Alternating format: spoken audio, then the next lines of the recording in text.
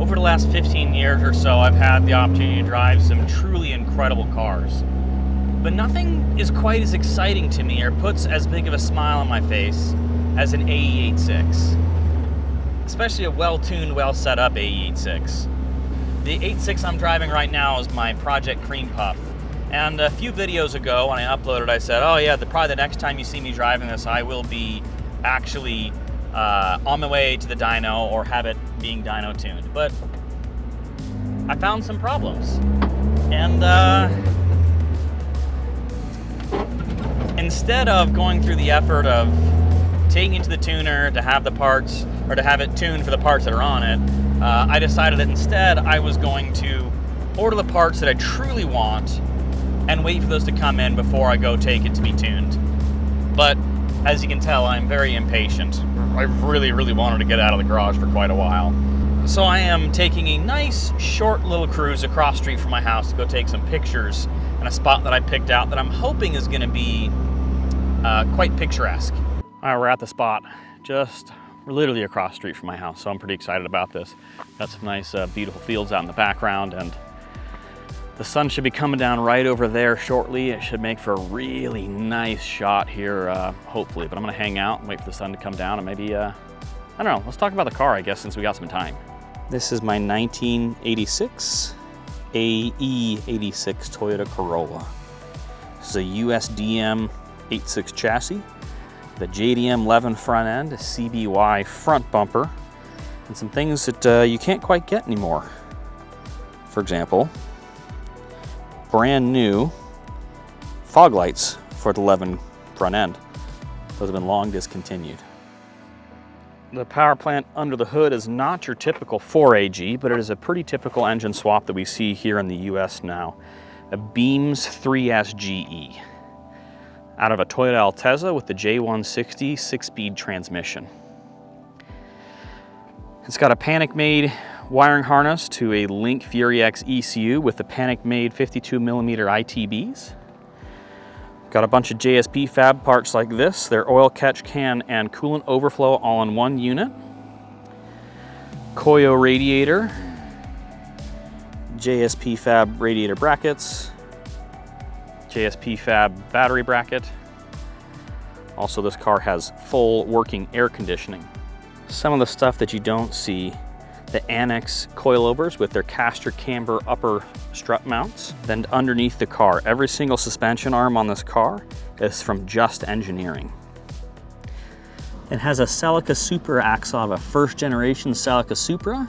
To put the power to the ground, you can see those ANNEX coilovers and the Just Engineering 4-links, this adapter 4-link kit with a panhard bar to bolt this straight up under the car.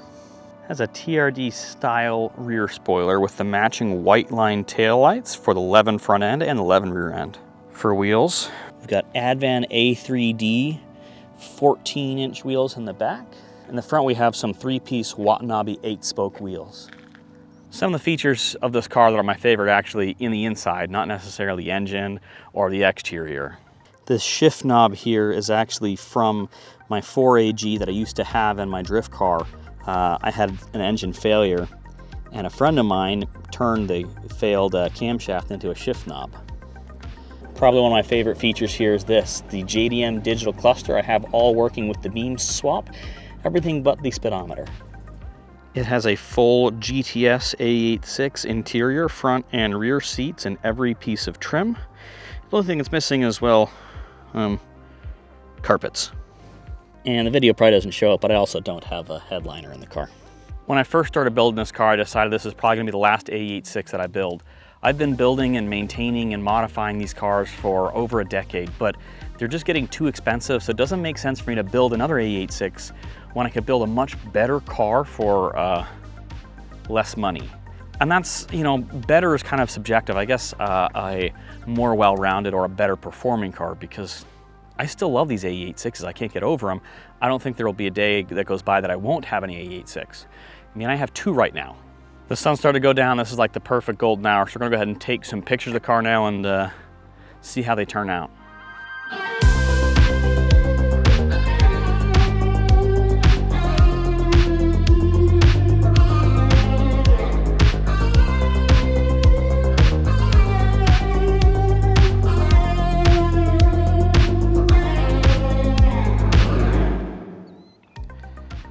Sun is starting to go down. Park ranger stopped by a couple of times to see what's going on.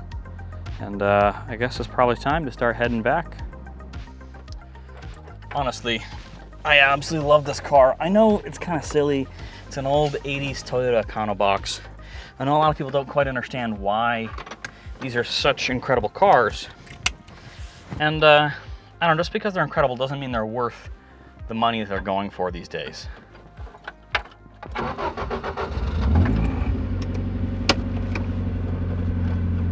One of the things that used to be so good about these cars is that they were like an affordable sports car, an affordable fun car. They used to be competitive in SCCA and NASA as an entry-level car, similar to like a Mazda Miata. But that just isn't the case anymore. There are better cars for the money, so it just doesn't really make sense for most people to buy one of these cars unless you're one of the weird enthusiasts like me that have spent decades learning everything about these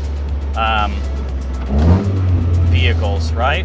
I know the ins and outs of everything about an AE86 at this point because I've been building them for over 10 years. And I love the way this thing turned out. I'm really looking forward to seeing what those pictures look like, because at this point I haven't seen them, and you've probably seen them because they're in the video, but I love the way the front end looks on this car when it catches the light just right, you know?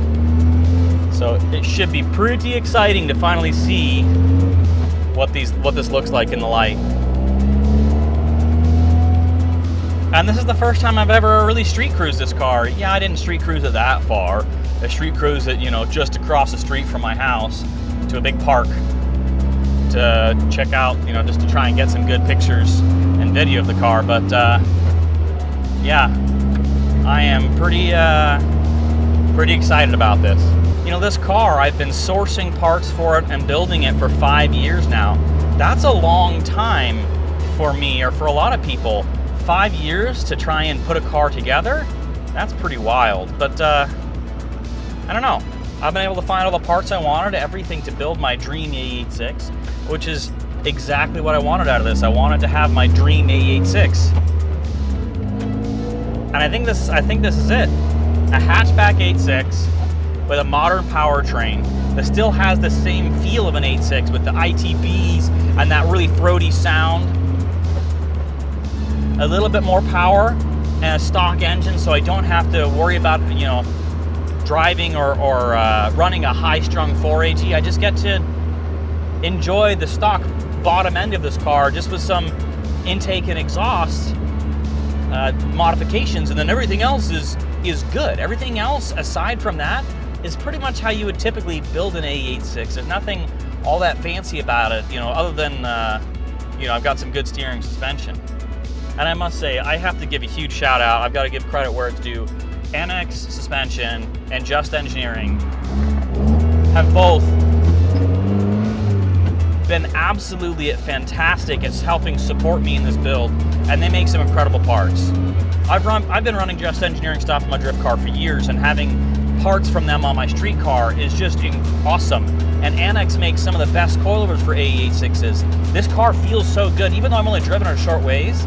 It doesn't feel like I have big, annoying, obnoxious, stiff coilovers. The car feels really well connected to the ground, and it doesn't even have sway bars on it because I haven't figured that bit out. Obviously, this car is far from perfect, okay? I don't have all the bodywork done yet. I don't have a lot of the stuff done yet. It needs paint work, but it has all of the bits and pieces that I want or need for my car to run and drive well. I can worry about the bodywork and everything later. That'll come eventually. If you enjoyed this, make sure to like, comment, subscribe, share, all that good stuff. Thanks, guys. See you next time.